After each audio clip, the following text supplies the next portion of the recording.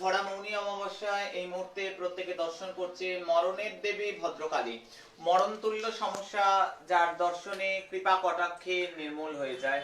প্রত্যেকের জন্য আমি প্রার্থনা করব, মা আজ ভরা মৌনী অমাবস্যায় প্রত্যেকের মনের আশা পূর্ণ করুক, আদি ব্যাধি দূর করুক, প্রত্যেকে ভালো থাকুক। আমি কালভৈরব মহারাজজিকে দর্শন করতে বলবো।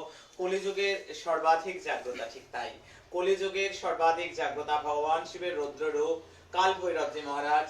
কলিযুগে একবারটি যদি কেউ কাল ভৈরবের শরণ নেয়, কালীপুত্র কাল ভৈরবের কৃপায় তার জীবনে যত বড় কালই হোক না কেন, বিপদ হোক না কেন, দূরীভূত হয়।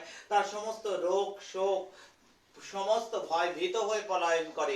নন গ্রহ যে কাল ভৈরবের নামে থরথর করে কাঁপে।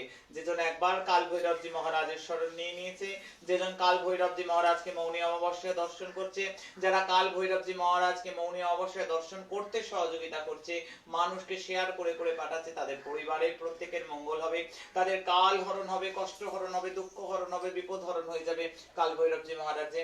মাতা প্রত্যঙ্গিরা মহারানীজিকে দর্শন করাতে বলবো, মাতা প্রত্যঙ্গিরা মহারানীজিকে দর্শন করাতে বলবো। রাবণের ইষ্ট দেবী ছিলেন মাতা নিকুম্ভিলা প্রত্যঙ্গিরা, যার দর্শনে সমস্ত দুর্ভাগ্য দলন হয়, সৌভাগ্যের উদয় হয়।